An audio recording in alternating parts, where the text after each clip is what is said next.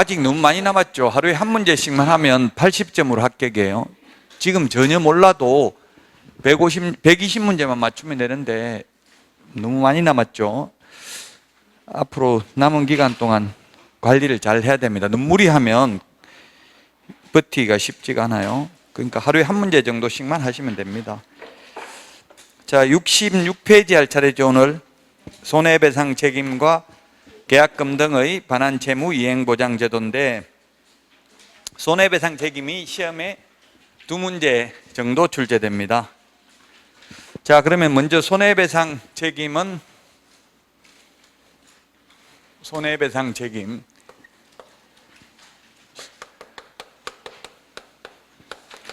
공인중개사법에서 가장 중요한 게 이 손해배상을 해주기, 손해를 입히지 않기 위해서 확인 설명을 미리 해야 되고요. 계약 성립되기 전에.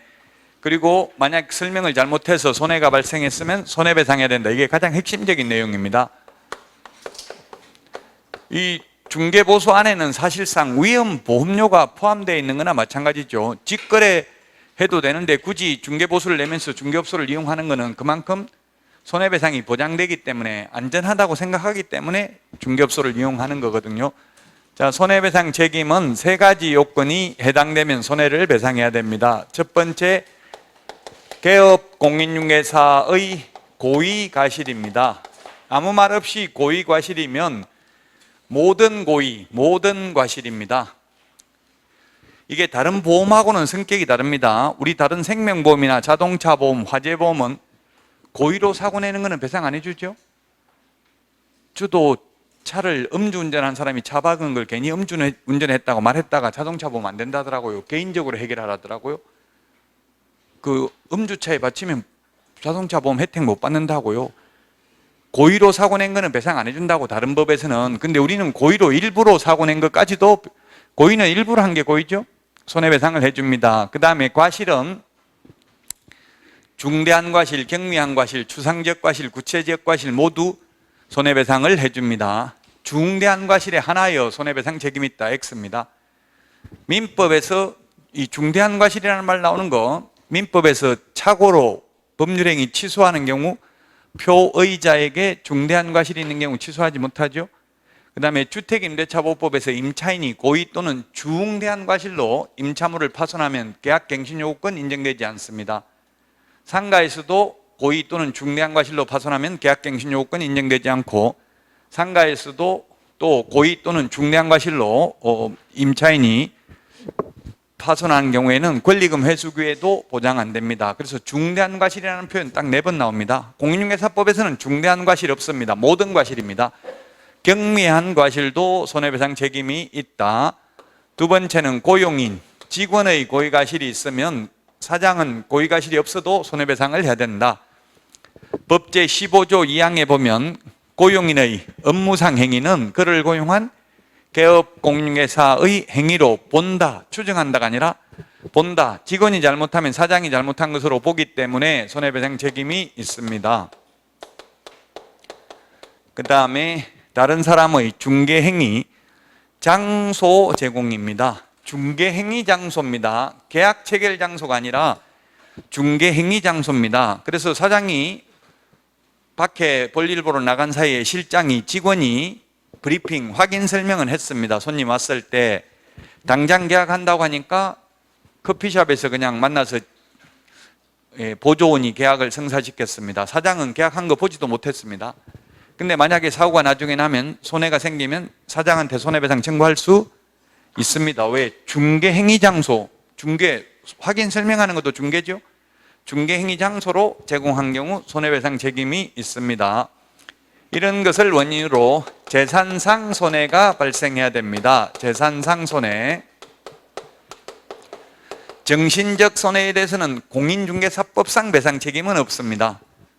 즉 정신적 손해, 위자료를 보험금으로 받을 수는 없다는 이야기입니다. 재산상 손해만 보험금을 받을 수 있습니다. 이 재산상 손해 발생과 고의과실 사이에는 인과관계, 견연성, 상관관계가 있어야 됩니다. 재산상 손해가 발생하면 손해배상금, 지급, 청구를 할 수 있습니다. 손해배상금 지급 청구를 할 수 있는데, 손해배상금 지급 청구는 손해를 입은 의뢰인이 보증기관에 청구하는 절차입니다. 보증기관에 청구하지 않고 그냥 개업공개사에게 청구해서 받고 끝낼 수도 있습니다. 근데 보험회사에서 보험금을 받는 절차입니다. 손해배상금 지급을 청구를 하면 말로만 손해 발생했다고 하면 안 되고 손해가 발생했음을 입증하는 서류를 제출해야 됩니다. 그 입증 서류가 당사자 간의 손해배상 합의서, 손해 입혔다고 합의를 해준 경우, 그 다음에 합의가 안 되었을 때에는 판결문과 동일한 효력이 있는 화해조서, 청구일락조서, 조정조서, 지급명령서 이런 것 중에 하나가 있어야 되지 말로만 손해 발생했다고 해서는 손해배상 받을 수가 없습니다. 보험회사에 청구하려면 합의서나, 현실적으로 합의는 아무도 안 해주니까 판결문이 있어야 되겠죠. 그래서 손해배상금 지급 청구를 하면 이제 손해배상금을 지급해 주는데, 지급은 보증기관이 의뢰인에게 직접 지급합니다. 손해배상금을 지급하고 나면 다 끝나는 게 아니라 15일 이내에 재보정 설정을 해야 됩니다. 15일, 이게 시험에 30일 뭐 이런 식으로 출제됐습니다. 암기 프린트 49번에 15일이 있습니다. 15일 이내 재보정 설정을 하는데, 다시 설정을 해야 되는데, 서울보정보험이나 협회, 공제의 경우에는 다시 가입을 해야 됩니다. 그 다음에 공탁의 경우에는 부족분을 보전하면 됩니다. 1999년 10회 시험에 이게 반대로 보험 공제는 보전하고 공탁은 다시 가입해야 된다 X로 출제된 적이 있습니다. 20년 전에. 자, 그러면 만약에 1억 이상 가입을 해야 되는데 개인 1억을 공제 가입하려면 19만 8천 원입니다. 현재 공제료가, 1년 공제료가. 그럼 만약에 5천만 원 손해배상을 했으면 5천만 원에 대한 공제료 9만 9천 원만 내고 다시 가입하는 게 아니라 새로 19만 8천 원 내고 가입해야 된다고요? 현실적으로는 보험 사고가 나고 나면 보험 안 받아줍니다. 구상권 행사 당하기 전에는 다 토해내야 다시 가입을 할 수 있어요. 그 손해배상 하고 나면은 중개업 못 해요. 이제 공제, 현금 공탁하는 수밖에 없다고, 보험을 안 받아주니까. 그 대신에 구상권 행사 당해가지고 다 토해내면 다시 가입할 수 있어요. 현실적으로는. 자, 그래서 보험은 다시 19만 8천 원 내야 되고요. 공탁이라는 것은 현금이나 유가증권을 맡기는 것인데, 만약에 1억을 맡겼는데 5천만 원 손해배상했으면 부족한 5천만 원만 더 갖다 맡기면 된다고요. 또 1억을 맡겨야 되는 것은 아니고. 자, 이런, 여기서 한 문제 나옵니다. 그 다음에 이제 밑에 여기서 또 한 문제, 보정 설정. 이런 손해배상을 하기 위해서 보정 설정을 해야 되는데, 그 보정 설정 방법은 세 가지가 있습니다. 서울보정보험에 가입하는 방법이 있고, 그 다음에 협회에서 운영하는 공제 가입하는 방법이 있고요. 그 다음에 공탁하는 방법이 있습니다. 공탁은 현금이나 유가증권을 맡기는 겁니다. 자동차 책임보험이나 마찬가지죠. 이거는 무조건 가입해야 되죠. 의무적으로 중개업을 하려면 의무적으로 가입해야 됩니다. 나는 재산 많으니까 안 하겠다. 안 된다고요? 무조건 가입해야 됩니다.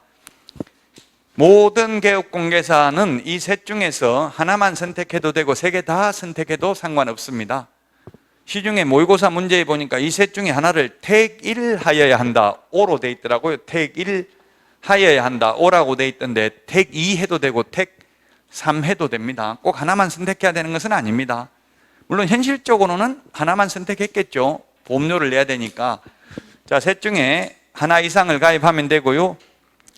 시험에 협회 회원은 반드시 공제 가입해야 된다. X. 법인은 공탁해야 된다. X. 그 다음에 협회 회원은 보험회사 보험 가입할 수 없다. X입니다. 모든 개업공개사는 세 개 중에 아무거나 선택할 수 있습니다. 협회 회원이 아니라도 협회 공제 가입할 수 있습니다. 자, 다만 공탁을 한 공탁금은 개업공개사가 사망을 하거나 폐업을 하더라도 3년 동안 회수할 수 없다. 암기 프린터 46번에 11번에 있습니다. 11번, 12번, 46번에. 왜 3년 동안 회수할 수 없느냐 하면은 민법, 여러분들이 103조부터 766조까지가 시험 범위입니다. 민법에. 그 766조에 보면 손해배상 소멸시효, 손해가 발생한 날로부터 10년, 손해가 있음을 안 날로부터 3년이죠. 따라서 3년 안에 손해배상 청구가 들어올 수도 있기 때문에 받을 수가 없습니다. 그러나 보험이나 공제는 3년 안 지나도 미경과보험료 해약환급금 받을 수 있습니다. 이론적으로. 근데 제가 해약을 해보니까 우리 생명보험 들었다 해약하면 거의 안 나오죠. 돈은? 나오는 돈은 거의 없기는 한데 어쨌든 이론적으로 있으면 해약환급금 있으면 받을 수 있다고요. 보험이나 공제는. 근데 공탁은 회수 못합니다. 왜? 보험은 이미 받은 보험료로 가지고 손해배상을 해주니까 경과된 보험료로 미경과보험료 해약환급금 받을 수 있습니다. 공탁은 3년간 회수할 수 없습니다. 자, 보정 설정 금액입니다. 우리 암기 프린터 52번에 맨 밑에 보면 있죠. 법인인 경우 2억 원 이상. 52번 맞아요? 네. 법인인 경우 2억 원 이상. 그 다음에 법인의 분사무소는 사무소마다 각각 1억 원 이상입니다. 그래서 시험에 출제가 됐습니다. 만약에 분사무소가 3개 있는 법인이 보정 설정해야 될 금액은 얼마 이상이어야 되는가? 답은 얼마입니까? 5억이죠. 분사무소 각각 1억 원, 주된 사무소도 있어야 되니까 5억 원 이상, 이런 식으로 시험에 출제됐습니다. 매수 신청 대리 하는 경우에도 또다시 똑같은 금액, 그게 52번 맨 밑에 까만 별표 1번에 보면 가로 안에 매수 신청 대리 동자가 한자로 같을 동, 똑같다고요. 금액이. 매수 신청 대리 하는 경우에도 법인 2억 원 추가로 가입해야 되죠. 그러면 법인이 분사무소는 없고 법인 주된 사무소가 있는데, 주된 사무소만 있는데 중개업도 하고 매수 신청 대리도 하려면 4억 가입해야 되겠죠. 최소한 똑같이 가입해야 되니까 매수 신청 대리 하는 경우에도. 자, 그 다음에 개인인 경우 1억 원 이상 가입을 해야 되고요. 지역농협은 1,000만 원 이상 가입을 해야 됩니다. 시험에 특수법인은 1,000만 원 이상 가입해야 된다. X입니다. 특수법인 중에서 지역농협만 규정이 있고 산업단지관리기관, 지역산림조합, 한국자산관리공사가 특수법인인데 다른 특수법인에 대해서는 특별한 규정이 없습니다. 특별히 특례, 예외가 없으면 그냥 일반 법인을 그대로 따라야 됩니다. 그래서 나머지 특수법인은 2억 원 이상입니다. 단 지역농협만 1,000만 원 이상입니다. 자, 그 다음에 암기 프린터 56번에 1번부터 있는데 보정 설정 시기, 여기도 시험에 아주 잘 출제가 됩니다. 보정 설정 시기를 보면 처음에 개업했을 때 가입할 때는 반드시 등록을 하고 나서 업무개 시전에 해야 되고요. 업무개 시전이고 구체적으로 본다면 등록증 교부 전 보정 설정 여부를 확인하고 지체 없이 등록증을 교부해야 되므로, 구체적으로 본다면 등록증 교부 전, 포괄적으로 본다면 업무 개시 전에 보정 설정을 해야 됩니다. 등록은 해야 됩니다. 무등록 중개업자는 보정 가입을 못합니다. 따라서 무등록 중개업자가 손해를 입혀도 이게 공인중개사법상 손해배상은 받을 수가 없죠. 보험가입 자체가 안 되니까 무등록 중개업자는. 근데 분사무소, 이게 분이 나눌 분자 분사무소입니다. 분사무소, 지사, 지점이죠. 분사무소, 그 다음에 암기 프린터 지금 56번에 있습니다. 3번에 매수, 신청, 대리인, 등록 신청. 이건 등록 신청하기 전에 미리 가입을 해서 등록 신청할 때, 분사무소 설치 신고할 때 보정 설정 증명 서류를 제출해야 됩니다. 미리 가입합니다. 이거는. 아까 무등록 중개업자는 안 된다고 했는데요. 이거는 미리 해도 무등록 중개업자가 아니죠. 분사무소는 이미 주된 사무소가 있다는 뜻이고요. 그 다음에 매수신청 대리인 등록도 개업공개사만 매수신청 대리인 등록을 할 수 있잖아요. 그래서 미리 가입한다는 것. 그 다음에 보정의 변경,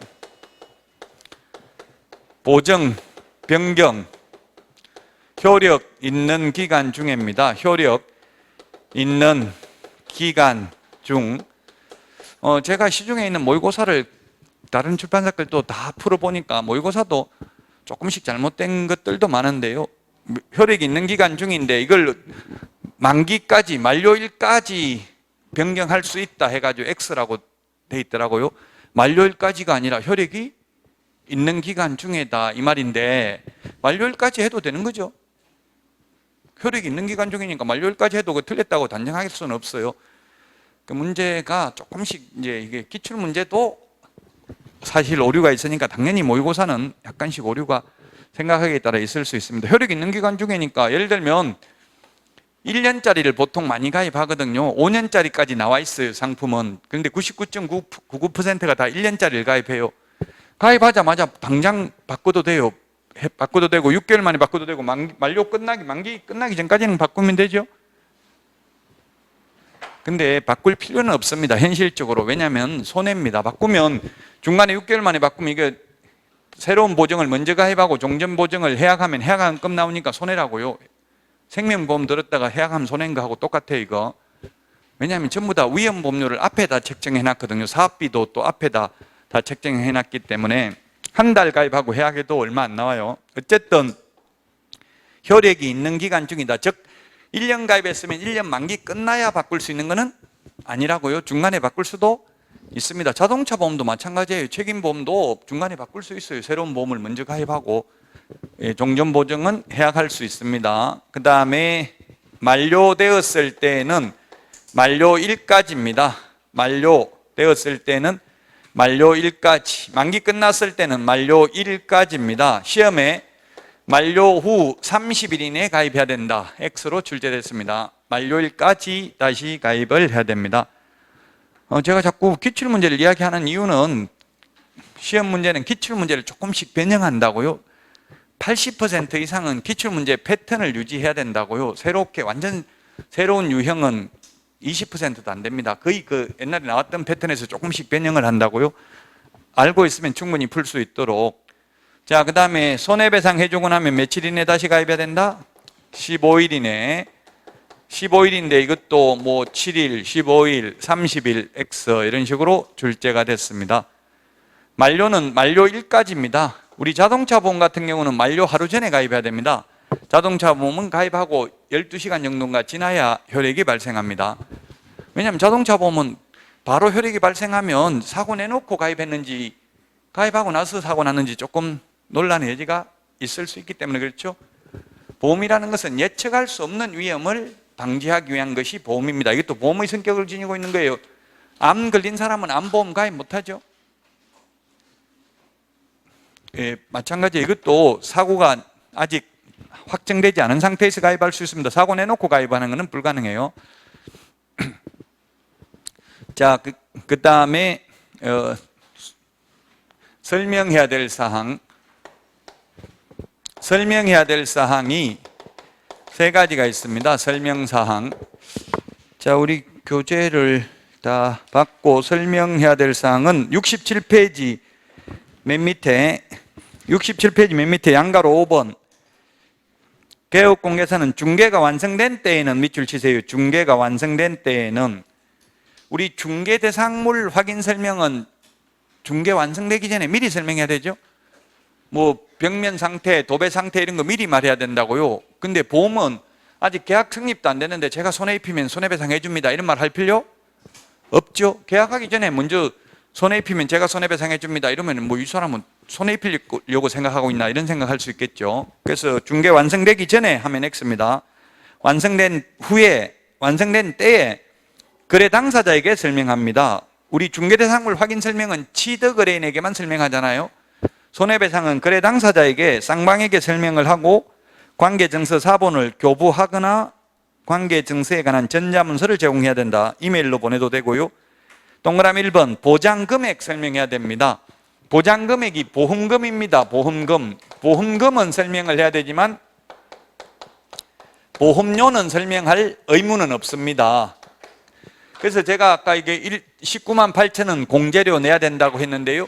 의뢰인한테 제가 한국공인중개사협회에 공제료 19만 8천원 내놨습니다. 이런 말 하면 돼요? 안 돼요? 됩니다. 되는데 할 의무는 없습니다. 안 해도 되고 해도 됩니다. 굳이 하면은 의뢰인이 그럼 나 19만 8천원 밖에 보장 못 받는 말이냐 이렇게 할 수도 있겠죠. 보험금은 수익자가 보험회사에서 타는 돈이 보험금이고 보험료는 계약자가 보험회사에 내는 돈이 보험료입니다. 보험료하고 보험금하고 다르죠. 텔레비전에 뉴스에도 4월 달부터 보험금이 올라갑니다 이렇게 뉴스 나오더라고. 보험금이 아니라 보험료죠. 텔레비전 나오는 것도 오류가 많더라고요. 자세히 보면은 우리 시험 공부하는 느낌으로 뉴스 보다 보면 틀리게 말하는 게 많아요. 시험 공부는 토시 하나 가지고 다르니까. 자, 그 다음에 2번 보험회사 공제사업을 행하는 자, 공탁기관 및 그 소재지 이게 시험에는 안 나왔는데요. 시중에 모의고사 문제나 또 이런 걸 보면은 그 소재지 시험에 나온 적은 없어요. 그 지시대명사 그거는 뭘 말하겠어요? 이렇게 법조문에는 이렇게 돼 있어요. 지금 동그라미 2번처럼 이렇게만. 근데 시중에 있는 문제를 보면 그 소재지가 보험회사 공제사업을 행하는 자, 공탁기관 세 개를 다 말하는 것인지 아니면 공탁기관만 말하는 것인지 뭘까요? 그 소재지가 공탁기관만 말합니다. 시험에 나오지는 않습니다. 나온 적은 없어요. 즉 보험회사나 공제는 서울보증보험 가입했다, 한국공인중개사협회 공제 가입했다 이 말만 하면 돼요. 왜냐하면 보험은 뭐 예를 들면 삼성생명에서 가입했으면 서울에서 가입했던 제주도에서 가입했던 부산으로 돈 타러 가든 어디로 가든 다 보험금 주죠. 근데 공탁은 소재지를 알아야 돼요. 60개의 법원이 있는데 전국의 지방법원, 수원지방법원, 뭐 안산지원에 공탁했다 이걸 구체적으로 해줘야 거기 가야 돈을 타줄 수 있어요. 서울중앙지방법원에 공탁해놨는데 부산에 가서 달라고 하면 안 주잖아요. 부산지방법원에 가서. 그래서 소재지도 설명해야 된다고. 공탁의 경우만. 공제도 한국공인중개사협회에서 가입했다고 하면 전국 어디에 가든지 돈 주니까 굳이 소재지 말할 필요 없습니다. 시험에 나온 적은 없어요. 근데 시중에 문제가 이 부분 해석을 저하고 다르게 한 데가 많기 때문에 말씀드릴 뿐이에요. 68페이지 보장기간. 보장기간은 우리 보험증권에 나와 있습니다. 공제증서에. 거의 다 1년짜리를 많이 가입한다고 했죠. 보면은 보험을 여러분들이 생명보험을 가입하면 일시납부터 해가지고 정기납까지 있습니다. 일시납, 정기납 중에서 보험료가 뭐가 더 비쌉니까? 생명보험을 만약 가입했다면 80세 일시납이면 한 번에 다 내고 80세까지 보장되는 거죠. 80세 정기납 이 말은 80세까지 보험료 내고 80세까지 보장받는다는 뜻이에요. 당연히 보험료는 최고 싸겠죠. 계속 오랫동안 내니까. 그 보장기간은 보통 1년입니다. 1년. 그 보험증권에 적혀져 있습니다. 그럼 설명할 의무가 없는 게 보험료는 설명할 의무가 없다고요? 보험금은 설명해야 되지만 보장금액, 보험금, 공탁금, 공제금은 설명해야 되지만 공제료, 보험료는 설명할 필요 없다.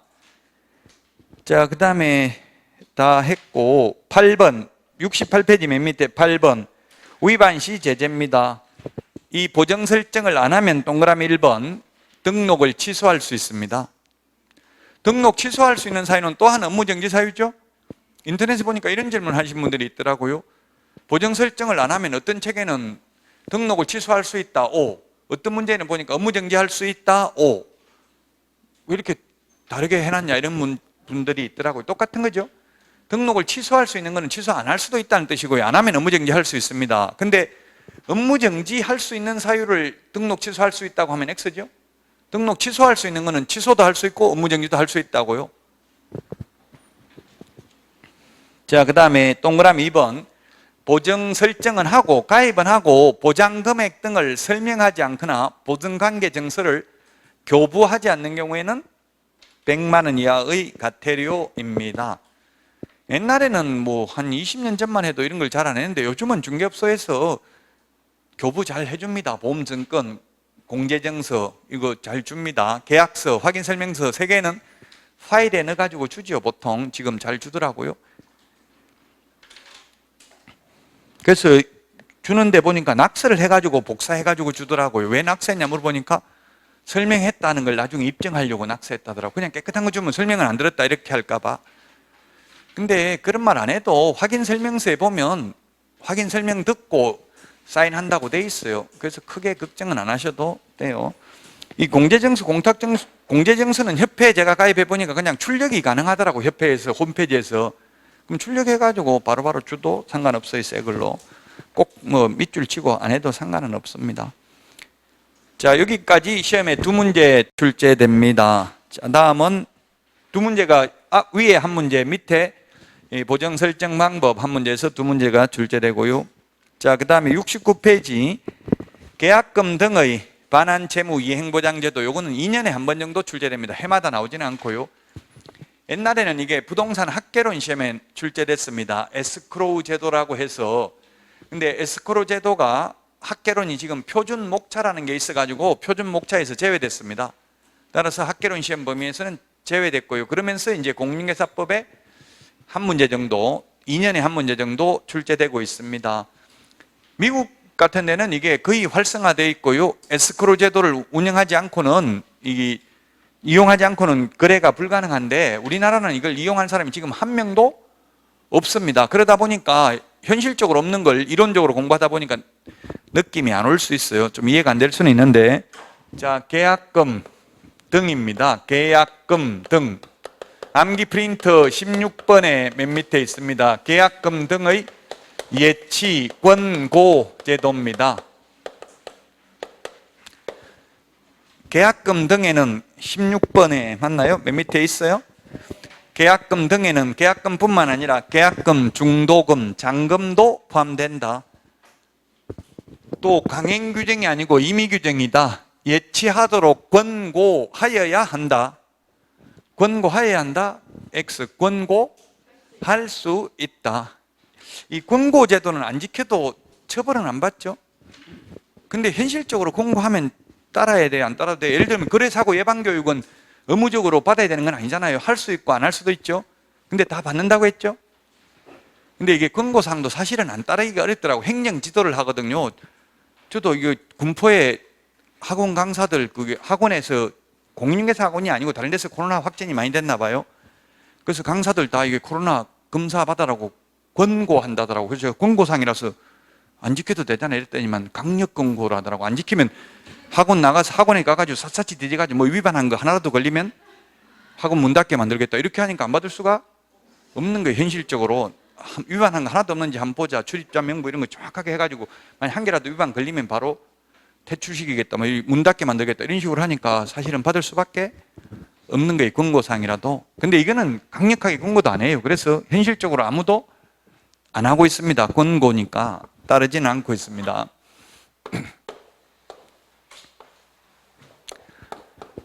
매도인이 있고요. 매도인. 그 다음에 매수인이 있고, 또는 임대인, 임차인. 파는 사람이 매도인, 사는 사람이 매수인입니다. 매수인은 매매대금 돈을 지급하고 매도인은 등기를 넘겨줍니다. 그런데 우리나라에서는 지금 관행이 어떻게 합니까? 잔금 치를 때 등기 서류 받고 잔금 치르고 있죠? 등기 이전에 필요한 서류, 뭐 매도용 인감증명서. 매도용 인감증명서는 매수인 인적사항이 기재되어 있어야 되죠? 유효기간은 3개월이죠. 인감증명법상 유효기간은 없습니다. 등기법 시행규칙의 유효기간이 3개월입니다. 등기용은. 빨리, 그래서 저도 그런 분 많이 봤어요. 등기 빨리 안 하고 있다가 3개월 넘어버리면 안 되잖아요. 그럼 다시 새로 받아야 되는데 판 사람이 새로 해주겠어요? 안 해주겠어요? 지금 집값은 뭐 몇 개월 사이에 몇 천만 원 1억 올라갔다고 하는데 그냥 안 해줘요. 계속 피하고 바쁘다 하고 안 해준다고. 그럼 돈 좀 줘야 또 해줄 수도 있어요. 안 그러면 소송해야 되잖아요. 소송 판결에 의해서 등기해야 되죠. 소송하려면 소송비 드니까 어차피 그 돈 주고 새로 발급받도록 해야 돼요. 그러니까 빨리 바로 등기해야 돼요. 기다리고 있다 3개월 넘어버리면 못 쓴다고. 인감증명 골치 아파요. 만나기 힘들다고. 매도인은 팔고 나면은 오르고 나면 억울하잖아요. 저도 제가 팔고만 나면 오르더라고. 이상하게 있을 때는 안 오르다가 몇 년씩 안 오르다가 팔고 나면 3개월 만에 2배 올랐다고. 그래서 그 동네 가지도 않거든요. 저도 다시는.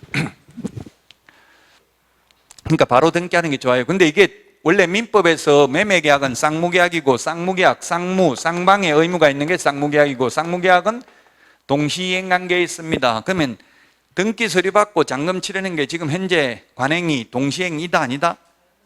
아니라고. 민법 186조 법률 행위로 인한 물권 변동 효력은 등기하여야 한다 돼 있고요. 동시행이라는 건 등기부에 등기관이 기재하는 거하고 잔금 치르는 게 동시행해야 된다고요. 근데 현실적으로는 선의행을 하고 있다고, 매수인이. 그래서 계약금뿐만 아니라 옛날에는 잔금은 포함이 안 돼 있었어요. 법이 바뀌어가지고 지금은 잔금도 포함되는 걸로 바뀌었다고요. 동시행이 아니라는 걸 이제 인정한 거죠. 그래서 잔금마저도 바로 만약에 잔금은 동시행이면 동시이행을 해야 되지 예치하면 안 되죠. 그 잔금도 동시행이 아니기 때문에 불안하니까 이게 예치기관에다가 공신력 있는 기관에다가 맡겨놨다가 이 공신력 있는 기관에서 만약에 중도에 계약이 해지되거나 무슨 일이 있어도 떼이지 않고 다시 돌려받을 수 있는 장치를 한 후에 매도인에게 주는 제도입니다. 암기 프린트 26번에 있는데 예치기관은 금융기관, 이게 법에 그냥 금융기관이라고만 되어 있어요. 그래서 이게 해석상 논란의 대상이 되는데 시험에 최신관서도 이 금융기관에 해당되어서 예치기관이 될 수 있다는 취지로 기출문제에 출제됐어요. 무슨 법에 의한 금융기관 이런 말이 안 나와 있다 보니까 해석상의 문제니까 조금 논란의 여지는 있었는데 우체국도 이 금융기관에 해당될 수 있다는 이야기입니다. 없어요. 16번에 있죠? 맨 밑에 16번이라고 안 했어요. 제가 몇 번이라고 했어요? 예? 26번? 잠깐 육체와 정신이 분리돼서 그런 것 같아요. 16번에 있습니다. 16번. 그 다음에 공제사업을 행하는 자, 그리고 신탁업자. 제가 번호 말 안 해도 이제 조금 전에 봤는데 대충 어디에 있는지 아직 느낌이 안 와요. 자꾸 봐가지고 몇 번에 있는지까지도 이제 기억나도록 계속 2장밖에 안 되니까 계속 보셔야 돼요. 자, 여기에 예치하도록 권고할 수 있고 예치 명의자는 7명입니다. 예치 명의자는 누구냐 하면 개공은 개업공개사는 신체를 보전해야 된다. 신체 보전. 개업공개사, 공제사업을 행하는 자, 은행, 신탁업자, 최신관서, 보험업법에 의한 보험회사, 계약 이행관리 전문회사 명의로 예치하도록 권고할 수 있다. 자, 시험에 이때까지 예치 명의자 아닌 걸로 시험에 나온 게 뭐로 나왔냐 하면 매도인 명의로 예치하도록 권고할 수 있다. 매수인 명의로, 제3자 명의로, 법원 명의로 X로 출제됐다고요. 개공은 신체 보전, 이 7명 명의로 예치하도록 권고할 수 있다. 다만 이 개업공개사 명의로 예치를 한 경우 개업공개사는 자신의 예치금과 계약금 등을 분리하여 관리해야 되며 거래 당사자의 동의 없이는 예치된 계약금 등을 인출하여서는 아니 된다. 또 개업공개사가 자신의 명의로 예치하는 경우 그 예치금액에 상당하는 보증보험, 공제 또는 공탁을 가입해야 되고 그 가입했다는 관계 증서를 거래 당사자에게 설명하고 교부도 해야 됩니다. 그래서 현실적으로는 개업공개사 명의로는 예치할 수 없도록 되어 있습니다. 이 예치할 때 소요되는 비용, 보증보험료 이건 누가 부담한다? 누구 때문에 예치하는 거예요? 매도인, 매수인 중에서 매수인이 불안하니까 떼일까 봐 예치하는 거잖아요. 그래서 비용도 매수인이 부담을 합니다. 암기 프린터 52번에 15번, 16번, 16번입니까? 15번입니까? 52번에 몇 번이에요? 16번? 15번하고 비교해야 되겠죠?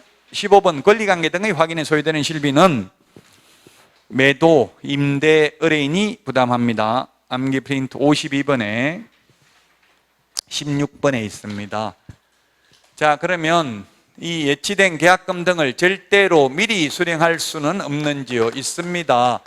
반환 보증서를 예치 명의자에게 제시하고 예치된 계약금 등을 미리 수령할 수도 있습니다. 반환 보증서 발행기관이 금융기관, 금융기관의 지급보증서가 있거나 그 다음에 서울 보증보험증권을 꺼내다가 예치 명의자에게 제시하고 예치된 계약금 등을 미리 수령할 수 있습니다. 예치 명의자에게 제시합니다.